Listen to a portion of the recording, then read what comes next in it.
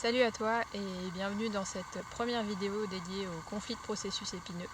Avant de commencer, j'aimerais préciser que je ne suis ni vétérinaire ni ostéopathe. Il y aura donc peut-être des questions auxquelles je ne saurais pas répondre ou je ne pourrai pas répondre, mais en tout cas j'essaierai de faire de mon mieux. Donc avec cette série de vidéos, j'aimerais informer les cavaliers qui découvrent cette pathologie.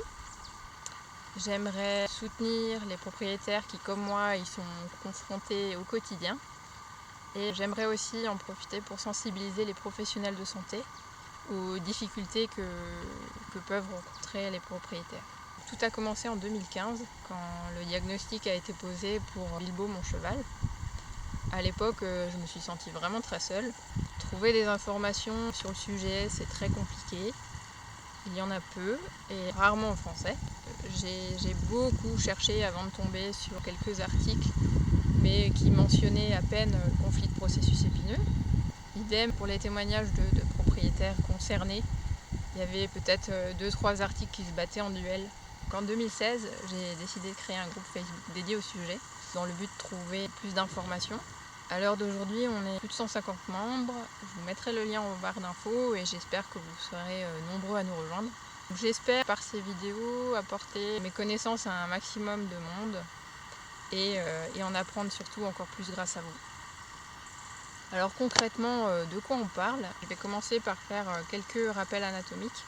Donc la colonne vertébrale du cheval, elle se compose de 7 vertèbres cervicales, de 18 vertèbres thoraciques, de 6 vertèbres lombaires, 5 vertèbres sacrées et 18 à 22 vertèbres caudales. Les zones qui nous intéressent principalement ici sont les vertèbres thoraciques et les vertèbres lombaires. Ce sont des zones peu flexibles qui sont seulement capables de petits ajustements verticaux et latéraux. Chaque vertèbre est unique par sa taille, par sa forme, mais toutes les vertèbres partagent certaines caractéristiques communes. Donc, le processus épineux est la saillie osseuse verticale de la vertèbre. Il s'agit de la partie la plus haute, qu'on appelle aussi apophyse épineuse. Donc un processus peut mesurer jusqu'à 25 cm, les plus hauts étant bien sûr ceux qui forment le garrot. Ce sont ces petites bosses que l'on sent à la palpation de la ligne du dessus. Donc pour la suite, je simplifierai le conflit de processus épineux par l'abréviation CPE ou par Kissing Spine pour la version anglaise.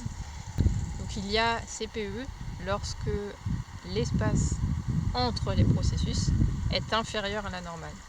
La douleur et les lésions sont provoquées par les processus qui entrent en frottement, qui s'entrechoquent, voire qui se chevauchent selon la gravité des cas. Donc les zones les plus fréquemment touchées vont de la vertèbre thoracique 10 à la vertèbre thoracique 18 et de la vertèbre lombaire 5 à la vertèbre lombaire 6, c'est-à-dire la zone où se trouve la selle et juste derrière. Les CPE sont classés selon leur gravité par des grades allant de 1 à 5 et pouvant concerner une ou plusieurs vertèbres. Donc le grade 0 correspond à un cheval sain. Le grade 1, c'est le plus léger, donc ça correspond à un conflit au sommet des processus. Donc le grade 2 présente un conflit avec chevauchement des processus épineux. Le grade 3 présente un chevauchement plus important avec une production d'os excessive due au choc et ou à l'inflammation. Le grade 4 correspond à un chevauchement sévère avec une production osseuse excessive, une modification osseuse et une mauvaise consolidation osseuse. Et enfin, le grade 5 correspond à une fusion des processus épineux et donc une perte de mobilité, mais qui par chance peut parfois stopper les douleurs du cheval. C'est tout pour aujourd'hui. Dans la prochaine vidéo, j'aborderai les causes et les symptômes du conflit de processus épineux. À bientôt!